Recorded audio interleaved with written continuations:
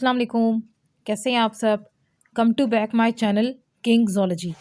आज की इस वीडियो के अंदर हम डिस्कस करेंगे किडनी को, यूरिनरी सिस्टम में कैसे किडनीज आती हैं, यूरेटर क्या है, यूरिनरी ब्लैडर क्या है, यूरिथ्रा क्या है, उनकी लोकेशन क्या है, ये सब कुछ इस वीडियो के अंदर हम डिस्कस करेंगे। Subscribe king ज़ोलॉजी। स्टार्ट करते हैं यूरिनरी सिस्टम। तो यूरिनरी सिस्टम की जब हम बात करते हैं तो हमारे जहन में किडनी आती है एंड नेफ्रॉन आता है। तो इस वजह से अभी हम सबसे पहले इसके पार्ट्स जो हैं उनको डिस्कस करेंगे। तो इसके पार्ट्स में हमारे पास 4 पार्ट्स आ जाते हैं। बेसिकली किडनी आ जाती हैं जो ब्लड को फिल्टर करती हैं। यूरेटर है वो रास्ता है, वो ट्यूब्स हैं जिनके थ्रू क्या होगा, किडनी से मटेरियल निकल के ठीक है बाहर आएगा और वो जाके पहुंचेगा ब्लडर में। ब्लडर आप ये कह सकते हो एक स्टोरेज स्पेस है जहाँ पे वो चीज़ें आके जो है ना वो कलेक्शन होगी, उनकी वो जमा हो जाएंगी। और यूरेथ्रा वो पॉइंट है जहाँ से क्या होगा, वो सारी चीज़ें बॉडी से आउट रिलीज हो जाएंगी। ठीक है, अब इनके कुछ फंक्शंस के बारे में देखेंगे। तो फंक्शंस में सबसे पहले आ जाएगा होमियोस्टेसिस। ये वाटर एंड इलेक्ट्रोलाइट का बैलेंस मेंटेन करने में हेल्प करते हैं। होमियोस्टेसिस का मतलब होता है चेक एंड बैलेंस, हर चीज़ को बैलेंस में रखना। उसके बाद ये मेटाबॉलिक वेस्ट जो होते हैं, ठीक है, उनको पूरी जितनी बॉडी है, पूरी बॉडी में जितना ब्लड है, ठीक है, उससे क्या करते हैं, फ़िल्टर कर लेते हैं, निकाल लेते हैं। ठीक है, और उस मेटाबॉलिक वेस्ट को ये क्या करते हैं, बॉडी से रिलीज़ करने में हमारी हेल्प करते हैं। साथ में ये जो एरिथ्रोप्रोटीन्स होती हैं, ठीक है, जैसे एरिथ्रोसाइट्स होते हैं ना, रेड ब्लड सेल्स, ठीक है, बिल्कुल इस तरह की कुछ एरिथ्रोप्रोटीन्स होती हैं जैसे कि हीमोग्लोबिन वगैरह, ये उनकी प्रोडक्शन में भी हेल्प कर रही होती है। ठीक है, और बेसिकली ये जो यूरिनरी सिस्टम का फंक्शन होता है ना, तो इसका मतलब क्या होता है कि हम डिस्कस किसको कर रहे हैं, किडनी को डिस्कस करें। तो ये बेसिकली जो फंक्शन है ना, ये किडनी का है। ठीक है, देन क्या होता है कि ये जो रिनाइन होता है उसकी प्रोडक्शन में भी हेल्प करते हैं, और उसकी प्रोडक्शन जो है ना वो भी इन्हीं की वजह से होती है। किडनी जो है इसके बारे में कुछ बेसिक चीज़ें हम डिस्कस करेंगे। तो सबसे पहले हमारे पास आ जाती है इसकी लोकेशन। ठीक है, तो जो लोकेशन होती है इसकी, वो एब्डोमिनल वाल के पोस्टीरियर साइड पे होती है। वाल जो होती है ना एब्डोमिनल, ठीक है, उसकी पीछे वाली साइड पे, यानी ये कमर वाली साइड पे जो है ना ये प्रेजेंट होते हैं। और जो वर्टिब्रल कॉलम होती है उसकी दोनों साइड्स पे होते हैं। ये दरमियान में ये क्या है, ये वर्टिब्रल कॉलम है। तो एक इसकी राइट साइड पे है और दूसरा जो है वो इसकी लेफ्ट साइड पे है। ठीक है, हम किडनी की बात कर रहे हैं। तो जो पेरिटोनियम होती है, पेरिटोनियम वो वाल होती है जिसके अंदर तमाम ऑर्गन्स जो होते हैं वो पैक हुए हुए होते हैं। ठीक है, तो ये जो पेरिटोनियम वाल की जो है ना ये पीछे प्रेजेंट होती है। ठीक है, बिहाइंड। और जो हमारे पास आ जाती है डायाफ्राम। डायाफ्राम आपको पता है कि हम पिछली वीडियो के अंदर डिस्कस कर चुके हैं कि ये इस तरह की एक मस्कुलर साख्त होती है। ठीक है, एक ऑर्गन टाइप है जिसमें क्या होता है कि ये रिस्पिरेटरी सिस्टम में हेल्प कर रही होती है। ठीक है, तो ये क्या होगी, ये किडनी जो होती है ये उसके नीचे प्रेजेंट होती है। इसके अलावा हम बात करते हैं वर्टिब्री की। तो जो वर्टिब्री होती हैं ये वहाँ तक जो है ना ये एक्सटेंड हुई होती हैं। वर्टिब्री जो है ना ये है। ठीक है, जो वर्टिब्रल कॉलम होती है ना, इसके जो छोटे छोटे पीसेस होते हैं, छोटे छोटे पार्ट्स होते हैं, उनको हम कहते हैं क्या है, ये वर्टिब्री हैं। ठीक है, तो अगर हम ये देखें तो ये जो है ना ये एक वर्टिब्री बनती है।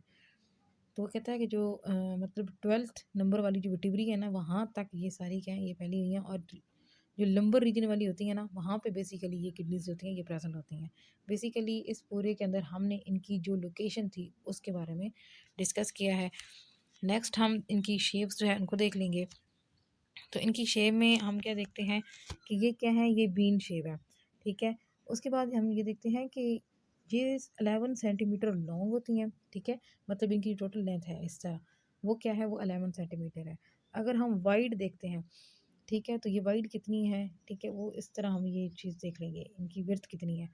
इनकी थिकनेस देखेंगे कि इनकी मोटाई कितनी है। ठीक है, तो उसको भी जो है ना वो कितनी होगी चाहिए, वो 3 सेंटीमीटर तक ना, नॉर्मल एक अडल्ट के अंदर किडनी की इतनी होती है थिकनेस। और इनका अगर वेट देखें तो वो हमारे पास आ जाता है 150 ग्राम। ठीक है, 150 ग्राम जो होता है वो किडनी का टोटल वेट होता है, एक किडनी का। किडनी को दूर से देखें ना तो ये हमें एक बीन लाइक स्ट्रक्चर जो है वो नज़र आता है। ठीक है, ये जो आपको ऑरेंज कलर का यहाँ पे नज़र आ रहा है, ये जो है ये दोनों किडनीज हैं। एक किडनी थोड़ी ऊपर होती है, दूसरी किडनी थोड़ी नीचे होती है, दोनों वर्टिब्रल कॉलम के आसपास होती हैं। तो सबसे पहले हमारे पास आ जाता है रेनल कैप्सूल। ठीक है, रेनल कैप्सूल जो है ना ये आप ये कह सकते हो आउटर कवरिंग है किडनी की, जो पूरी किडनी को प्रोटेक्ट करती है। उसके बाद हमारे पास आ जाता है एडिपोज कैप्सूल। एडिपोज कैप्सूल जो होता है ना, ये फैटी एसिड जो होते हैं, ठीक है, यानी आप ये कह सकते हो फैटी लेयर्स जो है ना ये प्रेजेंट होती हैं, जिनमें कोलेस्ट्रॉल वगैरह ये सारा कुछ एडअप होता है। और इनका जो मेन फंक्शन होता है, ये क्या करते हैं, ये भी किडनी की प्रोटेक्शन में हेल्प कर रहे होते हैं। ठीक है, मतलब ये कि किस तरह की जो है ना एब्रेशन या किस तरह की इंजरी वगैरह जो है वो इसको नहीं हो सकती, क्योंकि इसके ऊपर एक प्रोटेक्टिव लेयर है जिसको हम कहते हैं एडिपोज कैप्सूल। देन हम डिस्कस करेंगे रेनल फेसिया।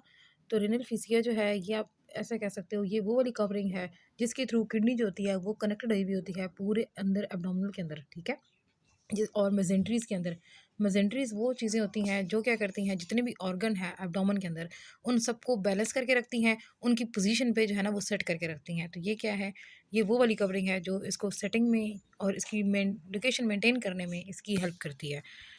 नेक्स्ट हम देखेंगे किडनी का रिलेशन जो है, मीन्स कि किडनी के कुछ पार्ट्स हैं जो मतलब कॉमन होते हैं दोनों किडनीज़ में, लेकिन क्या है कि उनकी लोकेशन जो है वो डिफरेंट आती है।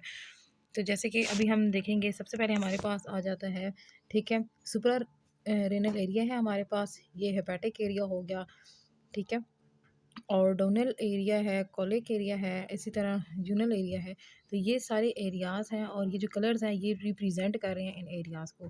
तो सेम कलर आप देख सकते हो इसमें भी प्रेजेंट है, सेम पार्ट्स इसी में प्रेजेंट हैं, लेकिन उनकी जो लोकेशन है वो जो है वो थोड़ी सी डिफरेंट है। नेक्स्ट हम जो है वो देखेंगे इसका स्ट्रक्चर। तो इसमें सबसे पहले हम ये देखते हैं कि किडनी जो होती है इसको 2 पार्ट्स में डिवाइड कर दी जाता है। ठीक है, जो इसका आउटर मोस्ट पार्ट होता है ना उसको हम क्या कहते हैं, ये क्या है, ये रेनल कॉर्टेक्स है।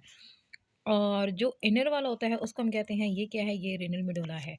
ठीक है, और ये जो हमारे पास आप ये कह सकते हो पिरामिड शेप जो आ रही है, ठीक है, ट्रायंगुलर इस तरह से जो है ना, ये जो शेप्स बनी हुई हैं इसके अंदर, ठीक है, ये जो है ये हमारे पास आ जाते हैं रेनल पिरामिड्स।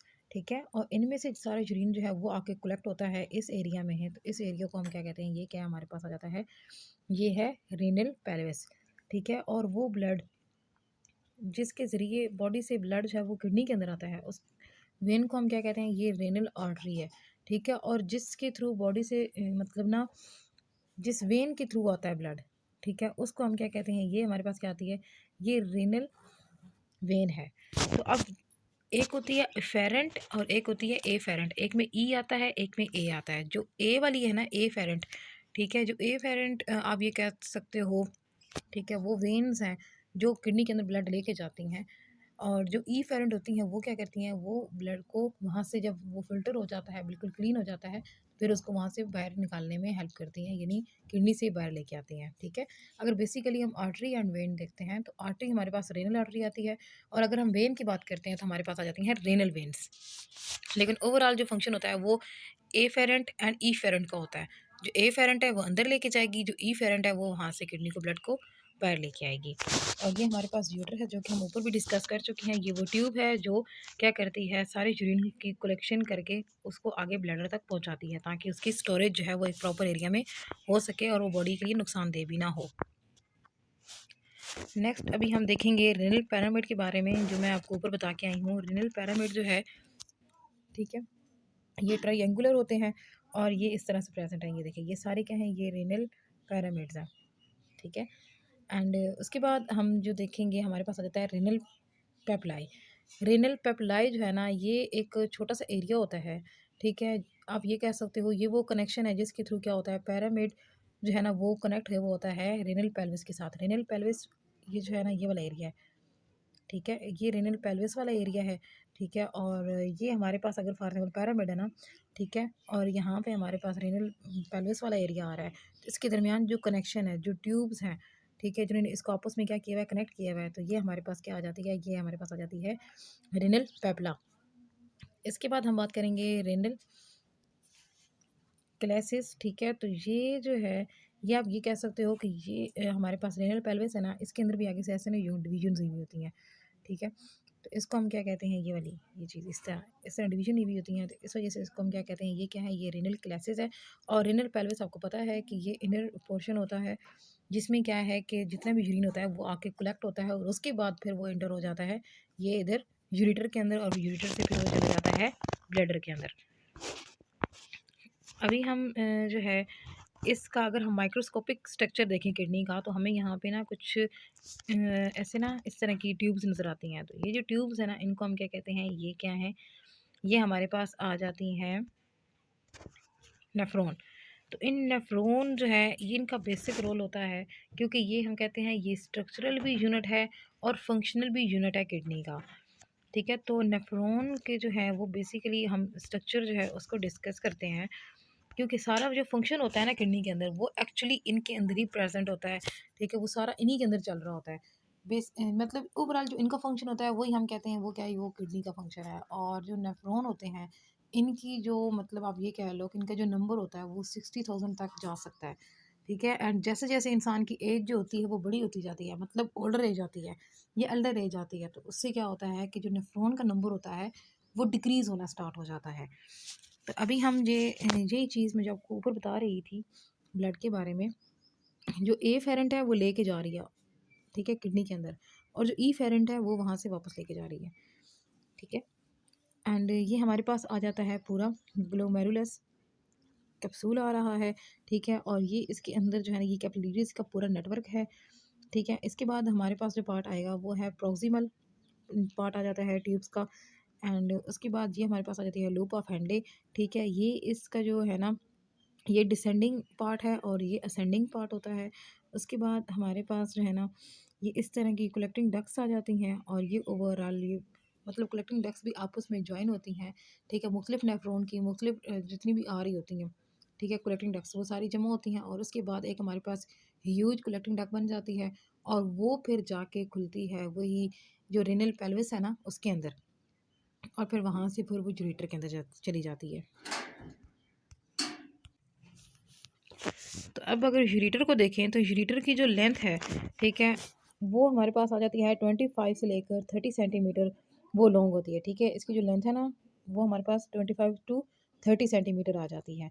इसी तरह अगर हम इसका डायमीटर देखते हैं, ठीक है, फॉर एग्जांपल अगर ये इस तरह से ट्यूब है, ठीक है, तो उसका हमने डायमीटर चेक करना है, तो हम कहेंगे कि ये उसकी जो जो पोर्शन है डायमीटर वो कितना है, तो वो हमारे पास आ जाता है, ये क्या है, 3 mm यानी मिलीमीटर डायमीटर आता है इसका। अगर आप जो किडनी है, ठीक है, उसका कोई टिश्यू लेते हो, उसको प्रिजर्व करते हो, उसकी स्लाइड बनाते हो, तो इस तरह से जो है ना वो हमें टिश्यू देखने को मिलता है कि इसमें ये एडिपोज टिश्यू होता है, मतलब उस स्लाइड के ऊपर जो आपको नज़र आएगा माइक्रोस्कोप के अंदर। ठीक है, ये वो चीज़ें हैं, तो आपको वहाँ पे जो है ना एडिपोज टिश्यू भी नज़र आएगा। इसके अलावा आपको स्मूथ मसल्स जो है ना, ठीक है, सर्कल की फॉर्म में ये भी नज़र आएंगे, ये जितने मसल्स हैं ये सारे। ठीक है, इसी तरह आपको जो है ना वो लॉन्गिट्यूडनल मसल्स जो है ना ये भी वहाँ पे नज़र आ रहे होंगे।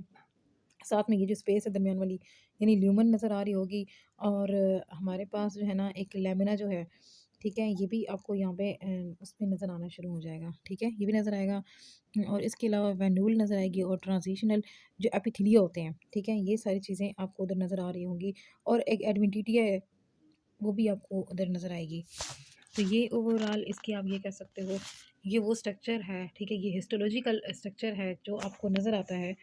ठीक है, किडनी के ऊपर आप जब उसको उसका एक टिश्यू कट करते हो, ठीक है, उसको प्रिजर्व करते हो, और उसके बाद at the end cross sectioning के थ्रू या जिसके भी थ्रू आप उसको सेट करके स्लाइड पे लाते हो, तो स्लाइड के ऊपर जो है ना ये आपको ये सारी चीज़ें नज़र आ रही होती हैं। जब आपको ये सारी चीज़ें नज़र आएँ तो इट्स मीन कि ये जो चीज़ आप डिस्कस कर रहे हो या स्टडी कर रहे हो वो क्या है, वो किडनी से रिलेटेड है। ठीक है, मीन्स कि वो किडनी की स्ट्रक्चर है। अब हम देखेंगे यूरिनरी ब्लैडर की जो लोकेशन है उसके। तो यूरिनरी ब्लैडर जो होता है इसकी जो लोकेशन होती है मेल एंड फीमेल के अंदर वो थोड़ी सी जो है ना वो स्लाइटली डिफरेंट होती है, क्योंकि उनका जो यूरिथ्रा होता है वो थोड़ा सा डिफरेंट होता है। ठीक है, तो यहाँ पे ये देखेंगे हमारे पास आ जाता है, अगर फीमेल में देखें तो ये यूरिनरी ब्लैडर है। ठीक है, और ये आ जाता है यूरिथ्रा। ठीक है, जिसके थ्रू क्या हो रहा है वो चीज़ें बाहर रिलीज़ हो रही हैं, और ये जो है ना ये यूरिटर है, जिसके थ्रू क्या होता है कि किडनी से जितना वेस्ट मटेरियल होता है वो आके इस ब्लैडर के अंदर आता है। लेकिन अगर हम देखते हैं मेल्स में, तो मेल्स में हमारे पास जो है ना ये यूरिनरी ब्लैडर आ जाता है, और उसके बाद जो इनकी जो यूरिथ्रा होती है मेल्स में, ठीक है, वो थोड़ी सी जो है ना वो लंबी होती है, एलोंगेटेड होती है। नेक्स्ट हम इनमें जो है ना थोड़ा सा वो डिफरेंस जो है वो देख लेते हैं कि क्या डिफरेंस आ जाता है मेल में एंड फीमेल में। मेल्स की जितनी भी ब्लडर होता है, ठीक है, वो जो है उसको आस-पास से घेरा हुआ होता है, आप ये कह रहे हो पेरिटोनियम ने। ठीक है, ये जितने भी ये आपको थोड़ा सा ब्लू ब्लू नज़र आ रहा है ये सारी पेरिटोनियम है, इसने उसको घेरा हुआ होता है, वहाँ पे फिक्स करके रखा होता है उसके एब्डोमेन के अंदर। ठीक है, और उसकी एब्डोमेन की जो है ना वो आप ये कह सकते हो उसकी इंटीरियर साइड पे, ठीक है, डाउनवर्ड जो है ना वहाँ पे प्रेजेंट होता है। और इस तरह अगर हम देखते हैं फीमेल के अंदर, तो फीमेल के अंदर क्या होता है कि 2/3% जो एरिया होता है ना उसको जस्ट पेरिटोनियम ने घेरा होता है, क्योंकि वो जो है उसका जो सुप्रावेजिनल पार्ट होता है ना सर्विक्स, ठीक है, यानी जो रिप्रोडक्टिव जो सिस्टम होता है उसके साथ जो है ना वो थोड़ा सा कनेक्ट हुआ होता है, ठीक है। ये देखिए ये सारा रिप्रोडक्टिव सिस्टम आ रहा है ना, तो ये आ रहा है ब्लैडर, तो इन दोनों के दरमियान आपस में थोड़ा सा कनेक्शन होता है। और इसकी वजह से क्या होता है कि यहाँ पे जो पेरिटोनियम है वो कम है, लेकिन इधर कोई रिप्रोडक्टिव सिस्टम इस तरह से नहीं है, ठीक है, जिस तरह की फीमेल में होता है, तो इस वजह से यहाँ पे जो पेरिटोनियम है वो थोड़ी ज़्यादा है। हिस्टोलॉजिकली अगर हम ब्लैडर जो है, ठीक है, इसको देखते हैं, तो इसमें जो है ना हमें कुछ चीज़ें नज़र आती हैं। सबसे पहली जो है हमारे पास आ जाती है स्मूथ मसल्स, ठीक है, जितने भी बने हुए होते हैं ना, जितने भी हमारे पास आ जाते हैं ऑर्गन्स आ जाते हैं, ठीक है, वो सारे के सारे आप ये कह लो कि वो स्मूथ मसल्स के बने हुए होते हैं। तो ये हमें स्मूथ मसल्स जो है ना वो इसमें नज़र आएंगे।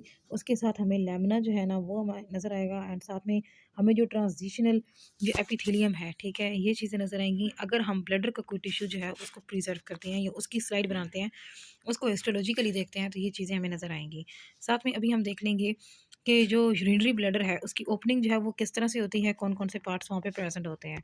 तो सबसे पहले हम देखते हैं कि ये हमारे पास आ जाता है ना यूरिनरी ब्लैडर, ठीक है, तो इसकी ओपनिंग देखेंगे तो उसके इर्द गिर्द हमारे पास क्या होता है, प्रोस्टेट ग्लैंड होता है, ठीक है, ये इसके पास ग्लैंड होता है। एंड उसके साथ यहाँ पे ना स्फीनेक्टर मसल्स होते हैं, ठीक है। स्फीनेक्टर्स आप ये कह लो एक तरह के जो है ना वो ऐसे स्क्रू हैं जो किसी चीज़ को जो है ना फिट करके रोक के रखते हैं, ठीक है। तो अब ये जो है ना ये हमारे पास आ जाते हैं इंटरनल स्फीनेक्टर, और ये हमारे पास आ जाते हैं एक्सटर्नल स्फीनेक्टर, ठीक है, ये एक्सटर्नल है और ये जो है ये इंटरनल है, ठीक है। इनकी वजह से क्या होता है, ये उसी वक़्त ही ओपन होते हैं जब इंसान को फ़ील होता है, ठीक है। उसके अलावा जो है ना ये ओपन नहीं होते, ये मुकम्मल तौर पे जो है ना ये बंद रहते हैं। और ये आ जाती है यूरेथ्रा, जिसके थ्रू क्या होता है बॉडी से वो सारी चीज़ें रिलीज़ हो जाती है, यूरिन जो होता है वो रिलीज़ हो जाता है। तो मेन जो डिफ़रेंस था ये यूरेथ्रा का था कि जो फीमेल होती हैं इनमें यूरेथ्री की जो लेंथ है वो बहुत कम होती है, लेकिन इधर जो है लेंथ उनकी वो बहुत ज़्यादा होती है, ठीक है, मेल्स के अंदर। और अगर हम देखते हैं फीमेल की जो यूरेथ्रा है, ठीक है, उसका स्ट्रक्चर देखते हैं, तो दरमियान में हमारे पास आ जाती है, ये क्या है, ये ल्यूमन है। और ल्यूमन के साइड पे जो है ना ये वाली जो येल्लोविश आपको नज़र आ रही है चीज़, ठीक है, ये क्या है, ये हमारे पास आ जाती है, ये एपिथेलियल लाइनिंग है। उसके बाद ये वाली जो सारी लाइनिंग है इसको हम कहते हैं सब मिकोसा लाइनिंग। और उसके बाद लॉन्गिट्यूडनल ये मसल्स आ जाते हैं, ये वाले सारे। और ये जो रेडिश कलर के हैं, ठीक है, ये हमारे पास आ जाते हैं सर्कुलर स्मूथ मसल्स आ जाते हैं, क्योंकि जो स्मूथ मसल्स होते हैं ना उनके भी 2 टाइप्स होते हैं, सर्कुलर होते हैं कुछ, हमारे पास लॉन्गिट्यूडनल होते हैं, तो वो दोनों के दोनों यहाँ पे प्रेजेंट हैं। तो यहाँ पे हमारी वीडियो ख़त्म होती है। अल्लाह हाफिज़, टेक केयर।